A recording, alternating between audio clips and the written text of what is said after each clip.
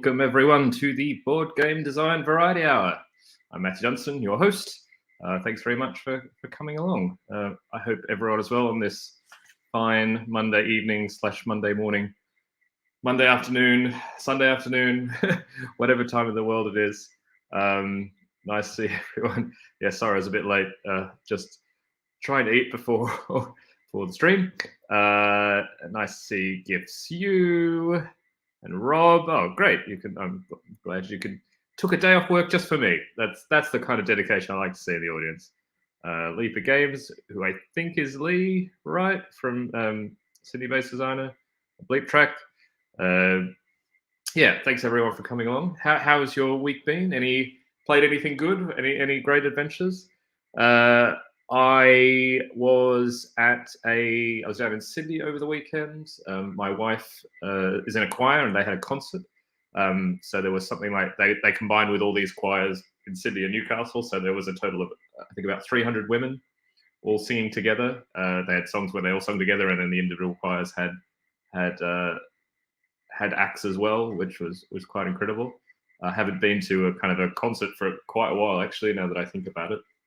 So yeah, it was nice to be down in Sydney. Had some yum cha. Introduced my wife to yum cha. She's never had yum cha before, and I haven't had it in Australia for quite some time. So it's nice to enjoy that. So yeah, it's been a good bit of a week. But yeah, feel free to, if you've got anything to share, feel free to share it in the chat. And as always, feel free to ask any questions about anything at all. Preferably about game design, I guess, but I'm happy to answer anything. And yeah, just drop it in the chat. I'm really happy to answer things as I go. Thanks also everyone to sort of who came last week and who shared the stream and talked about it. It's already it's a nice feeling to know you're not kind of talking to yourself as always, which is good. Yeah, it's just nice to have that. So that, yeah, thank you very much for the support. Seeing as I'm pretty terrible at the whole self-promotion thing. Oh, I see, Stefan. Yes, the sorry, that's good to know who it is. Stefan's a Melbourne-based designer, co-designer on a game, this two-player cooperative game that I'm working on at the moment. And has probably got me back addicted to Magic Commander deck brewing, even though I never get to play. So thanks for coming by, Stefan. Played three-player game of Fjords on Friday. Three-way tie. It was a bit silly. Yeah, it is a bit funny when you play. I remember I played a game. Yeah, I think it was a Gizia. It's sort of an older Euro game, but it takes about, I don't know, like an hour or 75 minutes. 4 players, and I think we all tied on 100 points at the end. And you sort of feel like, what was the point? A little bit. Yeah, it's a funny thing. I mean, it gets talked about. Maybe it would be a future kind of topic for the variety hour. But there's a lot of talk about game balance and things like that, and about how close you want the game to be, and you want all these different paths. That you want to do, like games have to have different paths to victory and they have to be balanced, and you want players to be close. But the more and more I sort of design, or maybe it's like my own design preferences, you kind of, I think the most memorable things are when the games in some ways are not particularly, it's not about not being close. You want to feel like it's close, but I don't really mind if the result is, really one way or the other, because that usually produces more memorable things. It's like, yeah, that person got to do that crazy combo or something, and that made them win by a lot. I mean, it doesn't matter if you win by a small amount or a lot. In some ways, it's like kind of the manner of the victory. And of course, there could be something amazing in just squeaking a win as well. But yeah, Rob says board game equivalent of Test cricket, 5 days ending in a draw. Yeah, I guess that is true, except for the whole point of Test cricket. It also kind of almost being sort of an endurance event. It's not just about they all played the game and the result happened to be a draw. It was, you only have 5 days. And, of course, actually it can be incredibly exciting when you get in that last bit of the 5th day and, one team's just trying to hold on for the draw. The other team's trying to win. Yeah, it's kind of interesting. I don't know if there's anything kind of equivalent of that in board games to kind of create that tension. It would be interesting. But of course, yeah, the time frame also helps with that. Yeah. Stefan says, feels like you only gain an edge by doing something special. I wonder how many draws would come out of Fjords. Yeah. Is it an open information game? Is there any? You play tiles, right, or something? I don't know how. Yeah, it's tricky to know, I guess. Rob says Test cricket is about the story, not the result. Yes, as I'm sure as an English cricket fan, it's all about the story, not the result at the moment. Sorry, I couldn't help. a little jab there. Anyway, Stefan says Test cricket similar to chess, in my opinion. You need to push for a win rather than black trying to defend draws. Yeah, that's actually a good point. Yeah, a really good point. Anyway, so I'll stick out of the cricket. I'll leave it. I'll set off a war in the comments. But today I am going to talk about. Well, I'll definitely have Q&A throughout the thing, and probably near the end of the stream I'll do some Q&A. So kind of hold on to your questions then. But of course, as I said, feel free to drop by as you go through. But I wanted to kind of talk about. I saw this video by Pam Walls, and I will just try and share it now. Here. By Pam Walls, who's a game designer based in the US, and she's had some games signed with some really big publishers, with Hasbro and WizKids, I believe. And I actually didn't know that she was making content on YouTube. I don't know how I found this video.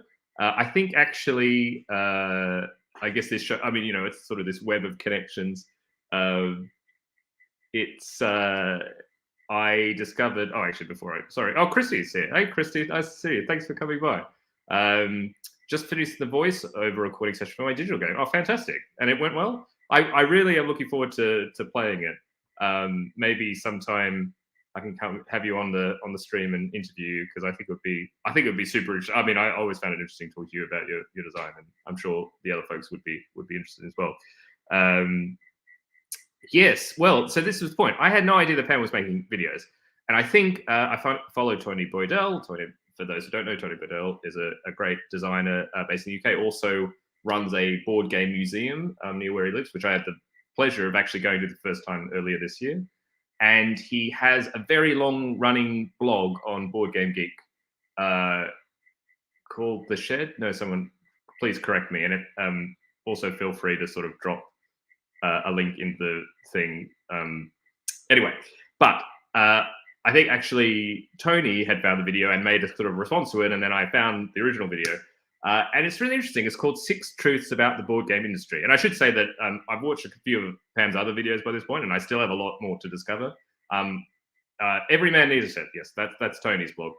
But yeah, do check out Pam Wall's game design, as you can see on the screen.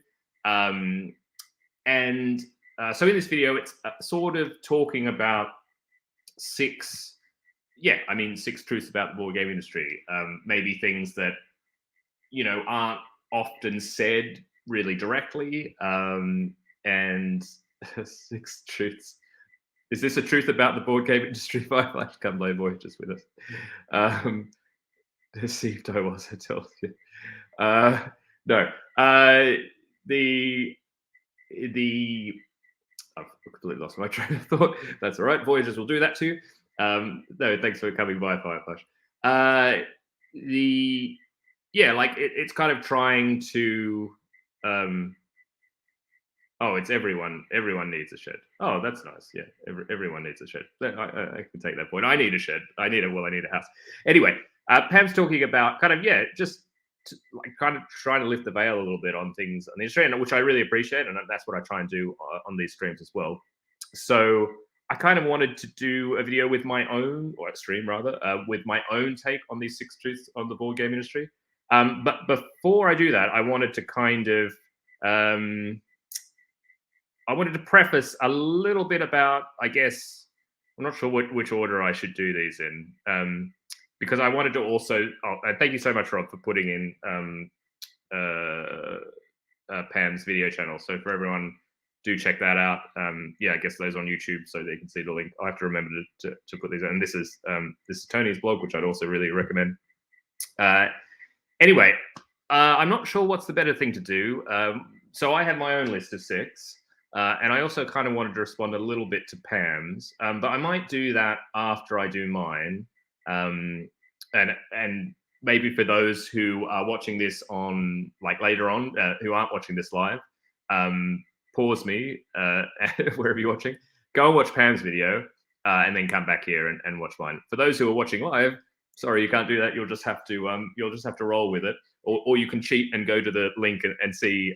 She's put the things in the description. But anyway, and I should say thank you very much, Pam, for yeah, I mean for making this video, making the videos you are making. Also, and give her a subscribe if you haven't already. Go there right now. I don't mind. I'm not going to say anything interesting in the next 10 seconds. So go and do it. Lee says, Jamie Stagmeyer also shared this video in a blog a week ago, so I'd watch this one. Okay, great. Oh, fantastic. I'll have to check Jamie's. I mean, that's really great. And no, I think it's amazing folks making videos about game design and putting that effort in. I'm sort of the lazy streamer who can barely get around to doing it. So yeah, anyway, with all that being said, I will try and be vaguely professional, put up a banner and everything. Look at that. You know, this is what you come to the stream for. You know, consummate professionalism. Yeah, don't leave, please. Anyway, so 6 game design industry truths. So I think these for me are a little bit of a mix of. They're probably mostly focused on being a game designer in the industry rather than the industry at large. And I think Pam's are a little bit more about the game industry just generally. I found it kind of a bit more from my own perspective, which is primarily as a game designer. I don't think there's any one particular way to do it. Also, feel free while I'm talking, think of your own game design truths. It'd be great to hear if you want to share them after that or during that. That'd also be really useful. So number 1, I've written, very prepared, is, sorry, speaking of professional, Rob says, if you want to be properly professional at this, Matt, you need a song. That's true. It is a bit silent when we start. It would be rather embarrassing to say that I haven't quite figured out the whole audio and streaming thing. So, you know, if anyone ever wants to give me a hand, I'd be quite happy with that. Anyway, my first thing is talking about relationships are key to selling games / being a mainstay as a designer in this industry. And really it's about, I guess, moving a little about the focus. I think as game designers, we talk a lot about that you're really focused when you make a game that you want to sell it to a publisher. I should also say that it's also perfectly valid if you, as a designer, don't ever want to sell a game to a publisher, that you're making the game for yourself or for some other purpose or for whatever reason.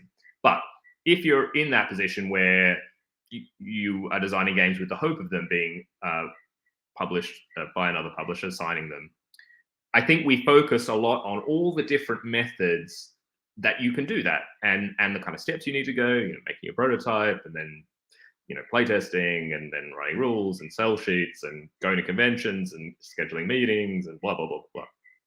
All very important. But I think there is an underlying truth to that process, or how you can be kind of successful in that. And I would also say successful in a kind of with a certain amount of longevity.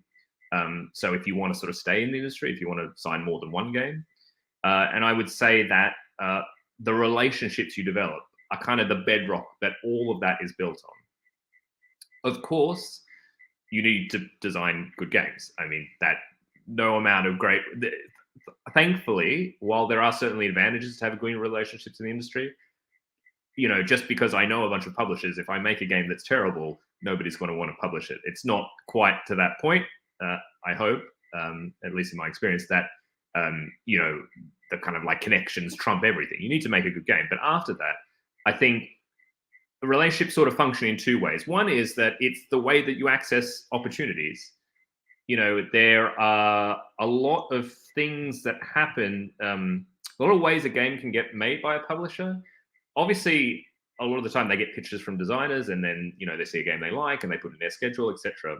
But there are a lot of other ways where sometimes they need a game. You know, maybe they're looking for something, you know, they've seen a particular trend and they want to release a game to speak to that particular trend. And maybe they actually need it in quite a timely fashion. Maybe they have a license that they need a game for. You know, even without specifically needing a game, they might sort of go, well, I have, you know, I'm thinking of, making this line of games. Maybe I'm looking for things to fill that out. There's lots of sort of things that are going through a publisher's mind or planning process, and having relationships with publishers where you've sort of shown yourself to be, someone that they would want to work with, helps you access those opportunities outside the kind of straight pitching and hoping your game gets picked up. And what I should have probably prefaced that point, the other point about relationships is, and I think I've said this before, for me, I think it's actually the most important thing when you go into a meeting with a publisher, or really any interaction, email correspondence or Skype chat or in-person meeting.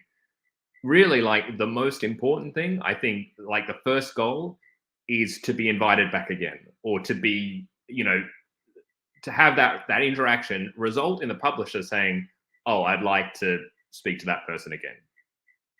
That's, to me, I think, is more important, only marginally less important, more important than, the publisher taking the game away. Because, I mean, it's very rare that, you're going to sign a game in a meeting. So, it's not going to happen right there. And, a publisher taking a game away is great, and that's a great start. But of course, you're still a really long way from it actually getting published.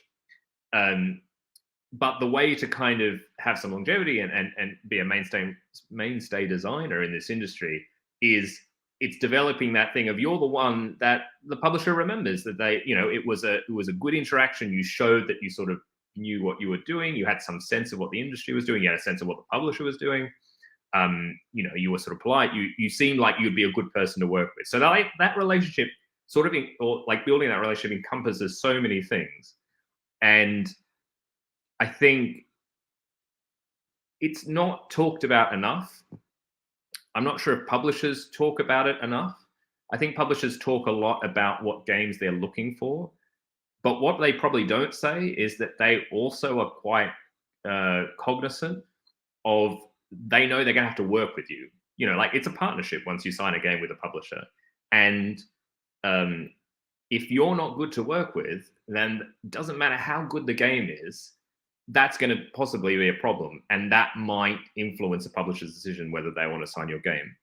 And on the flip side, if you seem like someone who they really want to work with, but you don't have a game that they want, or it doesn't fit, you've always got that opportunity again where you'll have another game that the next time might fit, and they're going to be open to talking to you. So I would say that that's something really important. I have had some really useful conversations with Australian designers, and something I'm kind of getting a bit used to. I've been incredibly privileged being in Europe and being able to go to Essen. It's something I'd love to kind of work on to help Australian designers with, is developing those relationships. It is quite difficult when you can't meet people. It's hard to kind of form these relationships online. It's not impossible, but it is something that is it's absolutely necessary if once you're in the industry. It's the reason designers can stay in the industry. I don't say I pride myself on my relationships, but I like to think I'm fairly good to work with. And I think that reflects in publishers coming back or asking me to make games for them, or just being happy for me to pitch things to them. And, it's an important thing to think about, I would say. Stefan has a question. Approximately what percentage of your published games are responses publisher needs based on your relationship, rather than you presenting an idea/prototype? It's a good question. Of my currently published games, the percentage would be much higher of, me making a game and then, pitching it effectively. So not a direct response to a publisher need. But I would say in terms of my sort of current work, it's getting a lot closer to something like half-half. It's a little bit different, I would say. For me personally, I have a lot of game series now. So I have like the Echoes game series, Next Station, the adventure games. So these I have sort of ongoing relationships and ongoing work where I'm developing new content. So that's a little bit different. I guess I'm responding to publisher needs, but that's with an existing project, and that's taking a lot of time. But I do have more and more projects where publishers will directly ask me to make a game. So effectively contract me straight out. I've had a lot of experiences where, and increasingly where publishers will ask me to pitch for a particular, they have a kind of a concept. and they're asking you to pitch an idea to them. I'm doing that more, and that's also really efficient for me because often at that stage you need a much smaller kind of amount of design done. Typically you'll present them with like a 1 to 2 page pitch document with a kind of overview how the game would work, but you don't have to have made it completely. You just have to kind of see the scope of it, and then they kind of give you feedback, and you only really have to make it if it fits. If they kind of give you the go ahead. So that's really useful, I would say. So yeah, that is changing, and that it's necessary. I don't necessarily have so much time, or it takes more time when you have to find publishers and sell your games. The other thing I would say that happens as well is that you have not necessarily the publishers that come to you and say, we want game X, but you get to know publishers and you know what they're trying to do. And sometimes you're able to kind of suggest things. So actually with another publisher in the UK, I hope it will go ahead, but we're working on sort of a whole line of games. And we've sort of crafted the kind of like the overarching concept. And it happened because I had pitched a few of my designs to this publisher, and they realized some similarities and how they could fit as a line. And now it's able to, I'm making more games in that line, and actually maybe might even be reprinting some older games in that line of mine. So there are kind of other opportunities other than the kind of straight being contracted as well. Like you kind of know where possibilities are, I guess. I also have never had a game of mine reprinted. So when a game stops being sold anymore, you get the rights back. Sometimes you can look for a new publisher who might reprint it, do a new edition, and having good relationships is really important for that as well. So yeah, I would say that's the kind of first truth for me. Relationships are really key. Sometimes even more important than getting your game kind of taken away, or it's such an important part for getting a game signed and kind of being successful or having any kind of longevity in the industry. Just some water. Oh, hi, Tom. Nice to see you. Thanks for coming by. So, second on game design industry truths. I've put, yes, the size of the publisher does not necessarily equal chance of sales success. I guess what I'm getting at is I think there's a perception when you're a designer that you want to do everything you can to increase the chances that your game will be a success, past the point of it being signed. So I'm talking about if you're considering what publishers you might pitch to, or if you're in the kind of lucky instance where multiple publishers want to sign your game, how do you decide which publisher to go with, that sort of thing. And more generally, I think you kind of think, oh, I want to publish with, I don't know, like the Ravensburger or Hasbro or like big companies, because the perception is they have much more reach and much more ability to sell and advertising budget, etc. And a lot of the times they do. This isn't necessarily saying that those bigger publishers are bad. I'm just saying I don't think there's much of a correlation, and I don't think that your decision making should necessarily be led by that. Because on the flip side, there are a lot of newer publishers, very small teams, maybe 1 or 2 people. Maybe they haven't made a lot of games either. They might not have much budget, but they might be so dedicated and so driven. Especially if your game will be the first or second or third they release. I mean, they've got everything in that game. Like that is their whole world. That, like, the success of their publisher depends on that being a success. It's very different to if a publisher releases 50 games a year and yours is one of them. They don't have that same sort of investment or that same sort of jeopardy. If your game fails, well, it's 1 of 50.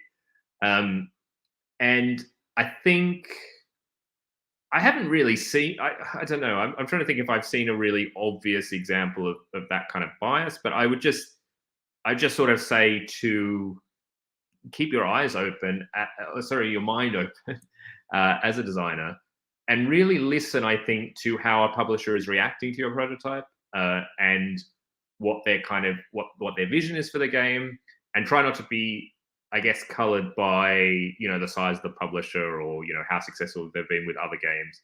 There's no guarantee of success in this industry. If everyone knew, if publishers knew what to what to make in order to sell lots of copies of the game, then they would do that. But they don't. Everyone in some way is kind of guessing at it a little bit. So I think it's important to try and get as much information as you can, and I guess go with your gut, but also don't be put off if it's a new publisher with not a lot of games. Talk to other people. That I guess that correlation isn't there. And in the end, you want the publisher who has the most sort of passion and drive for your game and wants to make the best thing that they can with it. And I guess whose vision of the game aligns with your vision of the game, because that's the other way that a lot of problems come when there's sort of differences of approach or how the game should be, how it should be marketed, what the theme is, etc., who the audience is. You want those to be aligned as much as possible. And I've talked previously that's definitely one thing to ask about in the contract negotiation stage, to sort of ask what's your vision for the game.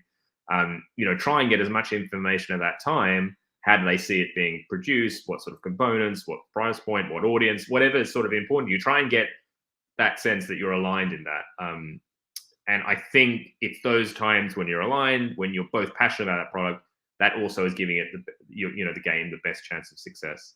And also, you're going to enjoy working with that publisher more. There can be great things working with bigger publishers, but there will also be difficulties. Again, as I said, sometimes you're one game of many. There are different priorities, so it just depends. So that, I guess, that's the other thing to say there. Should say, as for those who are coming in, have any questions, as always, do throw them in the chat. My third game design truth, getting through these quite well. It's a similar one to Pam did, and it's sort of, I don't know if it's truth. I didn't find a sort of pithy way to phrase it. But it's a truth a lot of people talk about, which is it's just money is tough as a designer in the industry. And I almost want to put money is tough parentheses, but it shouldn't be. And I guess what I want to add to this point, and I would encourage watch Pam's video. She makes a really great point about it's quite hard to make money as a designer in the industry. You often will need another day job. It's very hard to be full time. Completely agree with that. But it shouldn't be. And I guess I want to add the conversation and hopefully add how other people talk about it is, and it's sort of following on a little bit when I was sort of talking about the Tabletop Game Designers Association, TTBGA, in the US, is trying to push to improve that, to not sort of, it's certainly a reality, but to also not just accept that that's just the way it has to be. There are plenty of creative industries which, that have struggles for the participants or the creatives to make a living from that. That doesn't mean they sort of give up and just accept that as their conditions.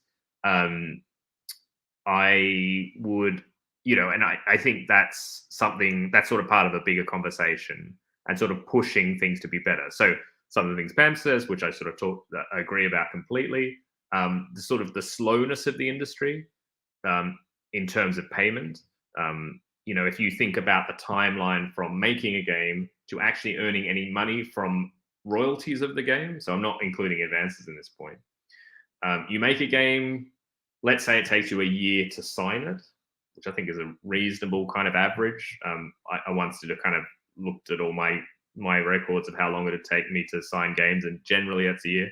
Doesn't mean you're working on the game full time for the year, but from point of ideation to signing, about a year, say. From signing to it appearing on a shelf, that's like 1 to 2 years. 1 year is, I would say, quite quick. 2 years is much more reasonable. So let's say 18 months. So we're at 2.5 years so far. And then once it goes on sale, it's going to take another 6 months, usually, or 6 months to a year, depending on how frequently you're paid royalties, to actually, get those royalties. So we're sort of talking about, like 3 years. And that's probably like a good, like you're doing pretty well. I mean, nobody can be full-time if it takes them 3 years to get paid for what they're doing. Advances obviously are a big part of improving that. but there's lots of other things that need to be improved, and that slowness and that way of which and Pam and others have sort of talked about, for example, illustrators who also have a very sort of creative contribution to games. They get paid as part of the game being produced, and they have a very stable kind of income based on that. Designers are the one people in the process who basically have to buy a lottery ticket and sort of have to hope that they're going to make money, even though they're not the ones that have control over a lot of decisions, and they don't have control about when the game's going to be released and all these things, yet they're the ones who kind of have to share in the risk with the publisher, but the publisher has a lot more control over the process. So I guess I would say that money is tough. It's hard to be a full game designer. I hope that will change, and it shouldn't be. And I think there's also a sort of like as this gets repeated a lot, you'll always see in various discussions where people say like, oh, how do you make fortune as a game designer? Start with a larger fortune or something. There's this kind of self-depreciating humor about not making money as a game designer. And I get that that's the way, we kind of make sense of it and kind of joke about it. But it does sort of perpetuate this thing of, well, ha ha ha, that's how it is. There's nothing we can do about it. And as long as we collectively as designers keep talking like that, then things aren't going to get better. And I would love to see more designers be able to be full-time or to make a substantive part of their living from game design. I believe the game design industry will be better for that. I guess changing that conversation would be great. And that's kind of one of my truths. I think it's like we need to change that conversation a little bit. Physics, hello, welcome. Is it possible to be a full-time game designer and work with publishers to complete your design and also work another full-time job? Yeah, I think it definitely, well, I mean, you're basically saying, is it possible to have two full-time jobs? Yeah, I guess so, because I kind of did. I would say probably in the latter part of my previous career as a scientist, a research scientist, really the last 2 or 3 years, I effectively had two jobs. I had a lot of work in board game design, and I would say that was at least equal amount of kind of effort, and even kind of financially, it was sort of equal to my other job, and I did manage it. But I was lucky. I didn't have any dependents. I didn't have any children, for example. I was relatively flexible with my time. I had a very flexible other job, full-time job, which gave me, if I had to go to a convention or I had to take a meeting in the middle of the day or something, not everyone has that kind of opportunity. So there are certainly certain types of full-time work which are a lot more compatible with being a full-time game designer. So yeah, it's definitely possible. And the good thing is game design is, in some ways, it can fit into the time. I talked about the slowness of the industry, but that does mean that very rarely are there like really urgent deadlines that you have to hit. Normally you get to see them with quite a bit of time, coming, and in some ways, when you're getting, there's a lot of stuff you have to organize yourself, like making the game, prototyping, etc., showing to publisher. That's all your own time management, which you can fit in as you go. And then once you sign to a publisher, yes, there are going to be some commitments and some things, but it's a little bit different. And I wouldn't say, I'd say it's possible to make it work. Also, how much time out of your day does the game design portion take? So yeah, I mean, if you don't know, I am currently now full time as game designer. For the last, I'm almost 2 full years as solely as a game designer. So I would say the normal amount of the day. But I would say probably like it's not. I don't work a 8-hour day. It's not something that well, I can't. I know, it'd be great to talk to other full-time folks to sort of how they work. I mean, it's a little bit how I worked in any job. I was never someone who could really sit down at a desk and like punch out 8 hours. Like, I have different parts of the day that I'm a little bit more productive. Like between meetings and things, like 6 hours a day is probably, it's, I would say it's kind of full-time, but the beauty of it is it like game design is not one of those things where hours spent equals money out at the end, which is great. It's like good and bad, because when you're on the early side of that, you're spending so much time and get no money. Later on, if you are fortunate enough, which I am, you get to be on the kind of good side of that equation where you're getting more money than the time you put in than you would in a regular job. So that's pretty useful. I hope that answered your question, but do feel free to ask follow up. Yeah, two full-time jobs is rarely sustainable for long, and it's a lot easier now. The main thing mainly is meetings. If you're in two jobs, and for my other job as a scientist, I had a lot of meetings as well. At some point, there's just too many meetings, and that's actually the main thing. It's not actually the work of either. Both of my jobs were pretty flexible, and you can kind of put in the task. You can sort of bounce from one to the other. But yeah, it's the meetings. So I was glad to get rid of some meetings. Yeah, I'm gunning for 3 full-time jobs in case one. Yeah, sadly, that's the reality of things as go. Tom says agreed. Maybe for Europe best, but you'll burn out ultimately. Yeah, definitely. Yeah, I want to ask how much time it takes to work on game design at that level. Is it effectively a 9 to 5? Sorry. Yeah, I guess it is, but it's a pretty unusual 9 to 5. I don't know. Like, I guess every job's different, but obviously you're a freelancer, so you don't have set hours. When you live in Australia, as I do, you have a lot of stuff at night. If you want to talk to publishers in Europe, for example, often I'll have the meetings somewhere between 8 and 10 p.m.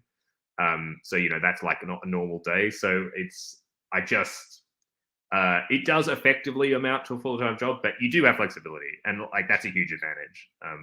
Obviously, but for some people, it's not great. Sometimes I would love a little bit more structure or a workplace to go to. I do miss that. But yeah, that's kind of how it works. Shepard said, I wish it did. Lol, since I put in 1,000 hours in, but no money out. Yeah, and I mean that's the kind of it's the tough part of the industry. And of course, it happens in other creative industries. Plenty of musicians, authors, book authors, etc., who also have that kind of same imbalance between time in and money out. But I think that the difficult thing that I like to also change is even moderately successful designers are so far away from being able to do it full time. And I think, I'd love that to change a little bit. Yeah. So we're 3 down, 3 to go. I love that it's spawned this sort of you don't normally have lists of 6, I guess, but it's good. It focuses the mind.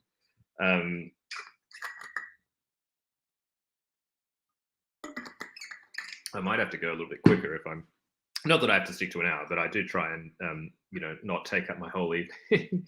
And I'm sure everyone has more important things to do in their day than listen to me. Hexagon 6 is a classic for tabletop. Yeah, if anyone hasn't watched it, do check out CPG Gray's video. Hexagons are the bestagons. Definitely a thing for board gamers. Anyway, the 4th truth I have is finishing is one of the most important skills a designer can have. I think it's not necessarily talked about as much, but I think at every point of your game design journey, your ability to be a game designer is tied a lot to being able to finish projects. Stefan says, I don't like this truth one bit. Sorry. And I should say this is, again, to kind of be a commercially successful game designer. As I said, people do game design for all different reasons, and that's perfectly fine. But if you want to publish your game, you have to finish it. You have to finish the design as best you to a point that you're happy with it, and then show it. That is the most common when I meet new designers or I playtest a game, especially if the designer's been working on the game for a really long time. That's a problem. That's perfectly fine. We're all good at sort of different things. I would say that finishing games are not. It's you'll have different people will have different aptitude for that. I think Lee says I finished my game plenty of times. I'm still finishing often. Yeah, exactly. So you're saying I'm aiming for good enough instead of perfect. Yeah, really useful point about this. Rob says, difficult to define finished in creative stuff. I guess finished means sellable. Yeah, or it means just acceptable. You know, I think you, especially at the start of any sort of game design journey when you're studying as a game designer, you have to learn the kind of whole process, and you only learn the whole process by doing the whole thing. And part of that is finishing a game so you can show it to a publisher. I think you know, and the games that get stuck, you know, like I sort of, when I can't finish a game, sometimes for me now that's a real sign of there's something wrong with the game. You know, if I can't find the way to kind of finish it, it means that, you know, I haven't found what it's supposed to be, and I don't force it so hard anymore. But I really did. I think earlier on, I had to. What was really useful for me is that I always had, you know, Essen, for example, every year I knew there was this big opportunity to pitch to publishers. So it gave me this really great deadline to say, I need to get stuff ready to show publishers. I want to make this, you know, I'm spending money to go there. I want to be efficient. I want to have as many games to show as possible because I'm going to be meeting different sort of publishers who want this different sort of thing. You know, it gave me a great impetus to do that. Tom asked a very good question, which does follow this. Well, okay, that leads to a good question. How finished is enough for pitching to a publisher? Lots of different opinions of this. Completely agree with that. And Rob also says how finished can depend partly on point one, relationships. I would say that there are lots of different opinions of this. Completely agree. There's no one answer. I'm not going to give you the answer. I would say you have to be kind of relating a little bit to the relationship point. I know that it's finished if in my gut I'm happy to put it in front of a publisher, or I should rephrase that slightly, because I always kind of hate pitching on some level. Like it's not a fun experience for me. Not always, and especially at the start when you don't know the publishers very well, it can be really stressful. But I guess I know it's finished when I finish the meeting and I sort of look back at it. In my gut, I was happy with what I was showing the publisher, even if I feel awkward in the process of actually showing it. But if I sort of think of it like on a deep level, am I sort of proud or am I happy with what I'm showing? I might still see certain things from like, oh, I wish I could have fixed that bit, or that bit was still, you know, but if overall I'm sort of happy with what if I'm happy for that to represent me, then I know it's finished. And that's not saying that it's completely finished, that it won't change. Or that even sometimes I will know that there are a few things that I would want to improve. But it's, yeah, you just kind of want to, and that's also when it's you finishing it in order to pitch it, I would say. Chrissy has a great point. If I finished is when I feel I've fulfilled my personal design goal and it breaks if I add or take something away. Yeah, that's really great. And I think that kind of like process of like elimination by reduction sort of thing is really useful to sort of know, have you kind of done all the work you can to sort of like shine off the rough edges, or to get to the bare bone, like the kind of core of what you're trying to do. Yeah, actually, personal design goals are interesting. Do you write them down, Christy, if you don't mind asking? I guess on some level I have design goals, but I'm not sure if I have them kind of present. I think I'm kind of interested in something, and so I sort of like I want to make a game about that, and I guess that is a goal in and of itself.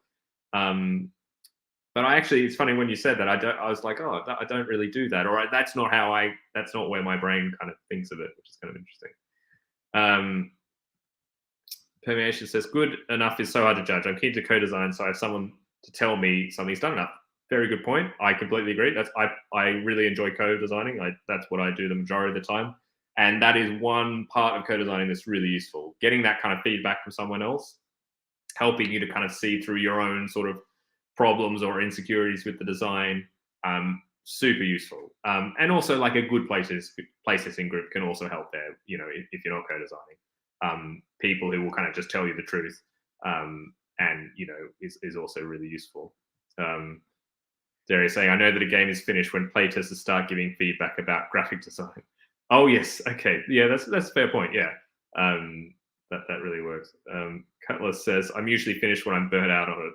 Yeah. I mean, yeah, and that's also a good point. Like if you're not enjoying it, or that is a good point to kind of like step away, and hopefully it's either finished or it's a time to have a break and sort of work on something else and come back refreshed. I would say. Rob says some publishers can say that they want to see works in progress so they can work with the designer to develop strong ideas. Some can also say that and then reject design as still needing some development. I'm actually not that salty. Priorities change. Yeah, it can be really hard. I mean, it sort of goes back to this point of publishers. If publishers knew what they were looking for or knew how to design a hit, that they'd do it all the time. And I think that's the same thing about them saying, "Oh, which stage were we happy to see games?" I think it's going to change based on the person, based on the time, based on the game. Again, like coming out of the relationship, you just want to, you don't want to waste their time, I guess. There are definitely some times where I will lead into a pitch saying, look, I know there are a few issues with this, or I haven't had a time to do this, but I think that the concept is strong and would be a great fit for you. So I just really want to show you, is that okay? I think, being upfront about that is kind of useful. And it also shows that you're kind of self-aware. Like, I'm aware that there are some problems with this game. I'm not sort of ignoring that. Yeah. No, thanks for all the really great questions and great contribution. Thank you, everyone. Yeah, go on. Sorry, time flies when you're having fun. And when you have to try and get through a list of 6 things. So my 5th truth, I feel like I'm going through these very quickly. But yeah, thanks for hanging on so far. And this is where I can't read my handwriting, obviously, as it got further along when I was scrolling this down. Oh my gosh, this is really... Oh, yes. Rob says, aren't you glad it's not a top 10? Yeah, that's true. I should have practiced with a top 3 or something, or only 3 truths, 2 truths, more than one. Yeah, my truth is about being a successful game designer. Game design is only one part of that. It's so much more than just game design. Of course, game design is the heart of it. You can't, you're not going to get a game published if the game isn't good. And we all become game designers because we like designing games. But when you actually get to work in the industry, even if you're not doing that full time, you quickly realize that there are way more skills that have nothing to do with game design that are kind of equally as important for you to kind of be successful, or just to kind of navigate even getting your one game published. And I think it's related to any kind of freelance position, or even other kind of like salaried positions. Things like being able to be, great at communication, being able to do project management, being able to do like good research. For me, I'm still a pretty voracious... I kind of want to know about all the games. Not necessarily, I don't ever get a chance to play them, sadly, which would be useful as well. But I kind of I always want to know what's going on. And it really does help it helps me realize maybe where there are opportunities, or where publishers, what publishers might be a good fit for a game, or even give me new ideas that will fit with what I've been researching. And I feel that's a real strength of mine. It's really useful. But it's very different from making a game necessarily. Similarly, once you're, one of the ways to kind of make more money in things to have more games being published. But, once you combine with this kind of slow process through the industry, my current plate, if I think about it, I'll have a certain number of games being released in a year. I'll have a certain number of games that I actually start the design process in a year. And then I have games at all the points between that process as well. So that adds up to, one of these streams I'll kind of put a spreadsheet on, or sort of say, like, this is what the current workload is, just to give an idea. I wouldn't be surprised if it's somewhere in like 15, 16 kind of active projects, realistically. And that's not even counting games which are for sale, that are available, and that I could conceivably be doing things for, say, such as promoting them. That's another skill. So like even just project management is such a huge part of this kind of gig, I guess. And you wear a lot of hats in that kind of process. So yeah, I think that's a kind of another truth that there's a lot of game design advice how to make better games, and also advice about how to kind of navigate the process of getting a game signed and published, which is great. Probably not as much talk about all the other things that you need to be good at. And I was lucky enough that, I had great training in my other job as a research scientist, kind of very similar. You have lots of different projects at different stages that you have to juggle. A lot of jobs have that as well. But, having that background really helps me as a game designer because I'd sort of developed those skills already. But I can imagine if you're coming from another industry where that's not so, it doesn't happen so much, you're not multitasking on lots of different projects, it can be quite overwhelming. And some folks do find it difficult. They want to work on just one game at a time, and that's perfectly fine. But if you want to increase your odds of getting something published, or you need to work on multiple projects, it's just needed. Stefan says, I feel like there are many games that have been published that weren't good.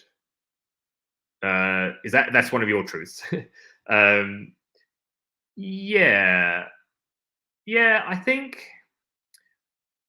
it's like, again, it just comes down to it's so hard to predict like what it would be. Maybe useful in your mind when you say weren't good. What does that sort of mean? But yeah, it's hard to predict how something will be kind of perceived or received, and sometimes you also don't know kind of what like what's going to be going on at the same time.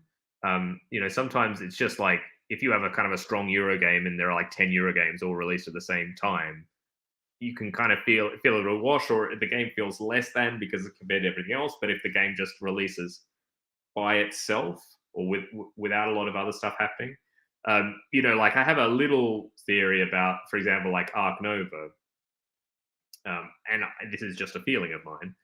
Obviously, the game design is great, but I think one of the reasons it became so popular is that it got released really at the tail end of COVID, like end of 2021, I want to say.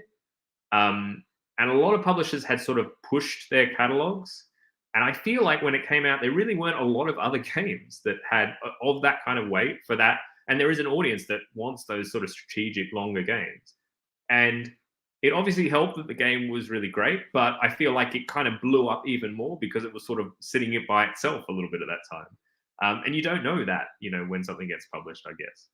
Someone said, well, I mean, because you said that they won't get published if they're not good. I feel like there are plenty of Kickstarter titles that are review book. Fair. I get your point. Yeah, no, that's true. I mean, obviously, like being a good salesperson could be quite useful. And yeah, and there's so many things that can happen along the way of making a game that actually some of them have nothing to do with the designer as well, right? How, for example, how good a rulebook is. If a publisher doesn't hire a rulebook editor, then that's a huge problem. But yeah, no, it is true. There's definitely a bunch of things get made that probably could be better or probably don't have to be made at all. But I guess that's we can't I can't police that. It's going to be the way it goes. But they sell well because of good marketing thing. Yeah, I mean, and that's important as well. Like, I don't think you can ignore that. I don't think and yeah, a good design is not enough to succeed by itself as well. I mean, that's just again, in the kind of commercial thing, that's just a reality now with so many games. Tom says, I often recommend Shortcut as a project manager tool. It's free for small teams, i.e. solo designs. We happy to walk through anyone's through it, how I use for handling multiple projects. It's similar to things like Trello, but has more bits to my user. Oh, that sounds really interesting. I will check that out. And yeah, I'll reach out and maybe we can have you on, Tom, sometime and chat about Shortcut. I must say I always like kind of learning about these things, but I find it quite hard to implement them. And maybe it's always that kind of fallacy of like knowing you have to put in a certain amount of time at the start, which feels like you're kind of wasting a certain amount of time, but you need to invest that time so you can kind of reap it later on. I haven't. Yeah, I would like even just things like managing meetings. I still don't have a very good system for. So, yeah, definitely always happy to try some other things. I am realizing we are getting on to the hour, and this is the Board Game Design Variety Hour. So, please forgive me. We might be slightly over an hour this time. So, my final truth is, well, I'm not sure if it's a very useful truth, but it's basically just saying there's no one way to make games or to be a game designer. I think it's a variety of lengths for an hour. Yeah, yes, that's the take on the game design variety. I think like with these, and it's kind of reflecting on these lists and a lot of the advice and all these sort of things. Um, I definitely don't want anything I say, and I would encourage other things you read. Don't Nobody knows exactly for sure how to do things, and you're always saying it from your own little perspective. Um, your own little slice of the world, that how you interface it with and how it works. Um, I think actually realizing that you can do it differently and that's perfectly fine, and also that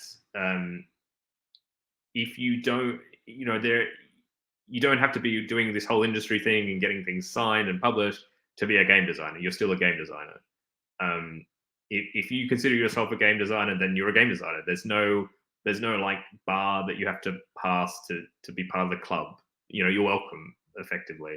I just think it's just something to kind of keep in the back of your mind when all this stuff is going on. I remember there was an interesting there was a Facebook group. Somebody made a game about mini golf. It was a print and play mini golf game. Somebody will remind me in the chat what it is, because it was on Kickstarter recently. It might even still be on Kickstarter.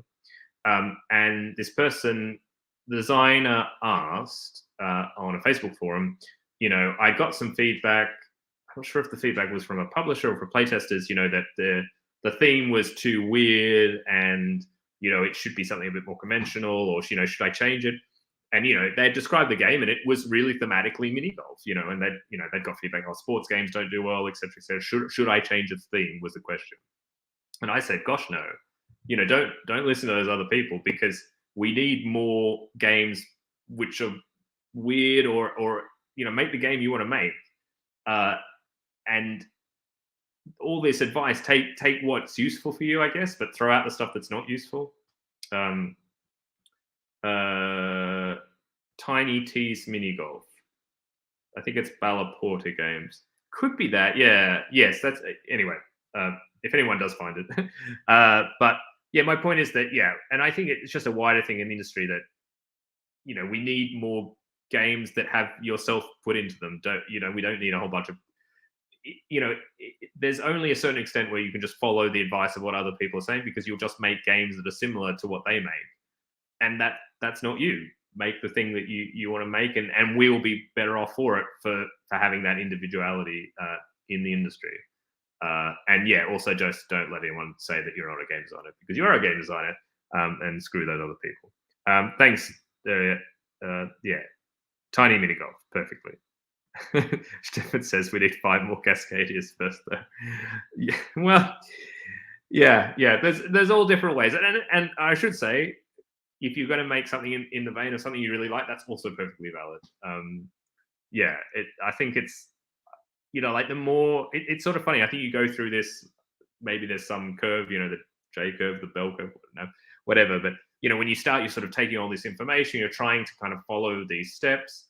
You reach some midway point where you're kind of using that information, but you need that time to always kind of find what you enjoy doing about it, or like what's your kind of home in game design.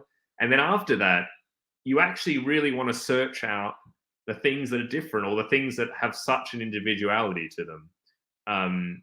That like Christy was here in the chat earlier, and describing her current project, which I won't do it for her, but it just sounded incredible, and I never really heard something about it like that before, and that got me excited. Maybe not the 5 more Cascadias so much. That's the final truth for me. Rob says, one of the best ways to get started is a clone or mod of an existing game to explore this place. Good chance it won't be publishable, but you can learn so much from doing it. Absolutely. That is a very good truth. Yeah, so I should say, if anyone has any more truths of their own that they'd like to add, feel free to do that in the chat. We can see what were Pam's ones, which are here. I'll kind of quickly comment on those. So, firstly, there's a culture of extreme consumerism and FOMO in the board game industry. Certainly agree. Um, it's sort of funny being on both sides of it. Like I do run Kickstarters. We try not to have much FOMO. In fact, I think print and play games in some ways are sort of trying to, like they're not even about the products. You have to. um, but yes, I completely agree that it is, and it is. It just has changed the way that a certain segment of the games are made, and that kind of audience and how you have to meet expectations is quite tricky. Secondly, designers kind of need to go to cons to meet and build relationships with publishers. So yes, we kind of agree on the relationships point. And I said, yeah, as I said, I was really fortunate to be able to go to conventions, and I do agree. I don't know how I would have done it if I didn't do that. It was a huge advantage for me. And so I think finding better ways to help people get to conventions who maybe don't get to go to conventions very often, and B, find better ways to connect designers and publishers outside of conventions would be good. Cutlass that says making games is the best way to get better at making games. Oh, it's a fair point. Thomas says truth. Not every game is for every player. Some people will hate your game, and that's fine. Don't change it for them. Change it for the people who already love it. That's a really good point. I think it's a little bit similar to sort of taking on playtester feedback.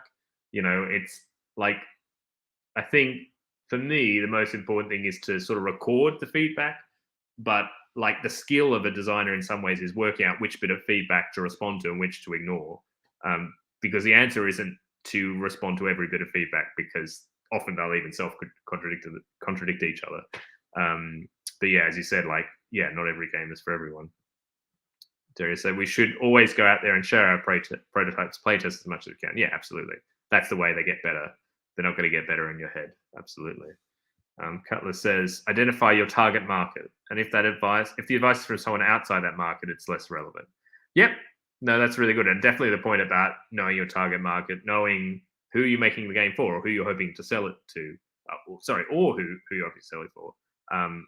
Really helps, and it can really help you in like the development of a game, or like when you have a question in design, like should I do A or B? If you know your target market, it's often a lot easier to make that decision. Yeah, definitely. Pam said things. Number 3, things move very slowly in this industry. I sort of covered that a little bit. Number 4, signing a contract does not guarantee your game will be made. Definitely agree. Very good point. And there's definitely some more conversation to be had about ways that we can structure contracts to allow designers to get more money in the case that games don't get made. Things like kill clauses and things like this, which are not really standard in the industry yet. I know some contracts do have that, but I would say that's the minority. So yeah, definitely looking at different ways to improve that, but that's definitely true. We do focus a lot about kind of like selling the game, getting the contract, but unfortunately, it definitely happens quite a few times that it won't guarantee, it might never get made, or it may be delayed a really long time, and that can be almost as bad because the game still isn't making you any money for all those years that it's sort of sitting on a shelf somewhere. Number 5, your game's success relies heavily on the marketing efforts from the publisher. Yeah, I definitely agree. And that's also part of like trying to suss out the publisher and what their vision is for the game, and getting a sense of how many games they release. As I said, it's very different if your game is the only game that publisher is making for the year. They've got to do a lot of work for it. That their business kind of depends on it.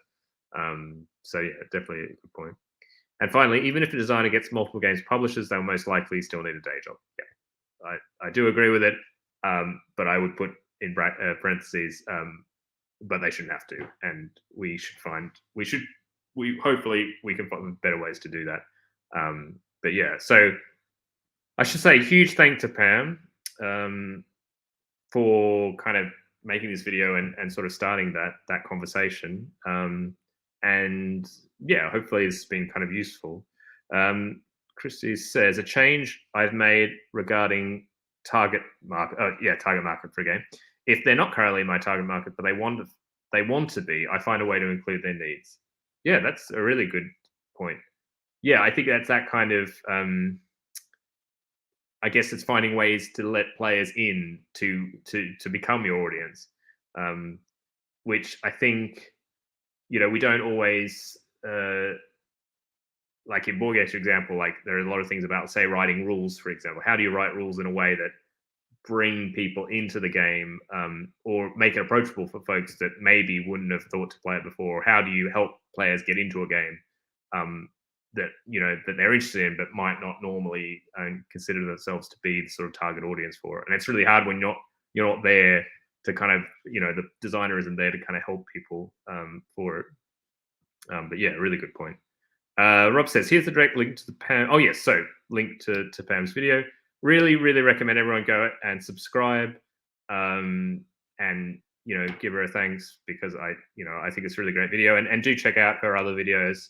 I'm definitely still sort of working my way through it. So, yeah. Rob has resisted Rickrolling us all. So, thank you very much, Rob, for that. Although now we don't know. Maybe you've just told us this to let our guards down, and we'll all click on the link with wild abandon. Anyway, yes, we believe you.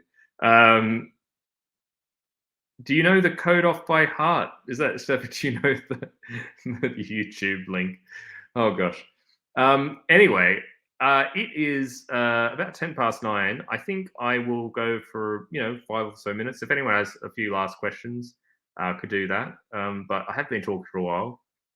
I imagine everyone would like to listen to something else, or do something else useful with their day or evening. Yeah. So if anyone has any other design truths or any sort of random questions, or something you'd like me to talk about in the future, it's now you can draw a straight line between any 2 points, and I have streamed for 2 weeks in a row, so that means I will do it forever, on every Monday night forever. Let's see.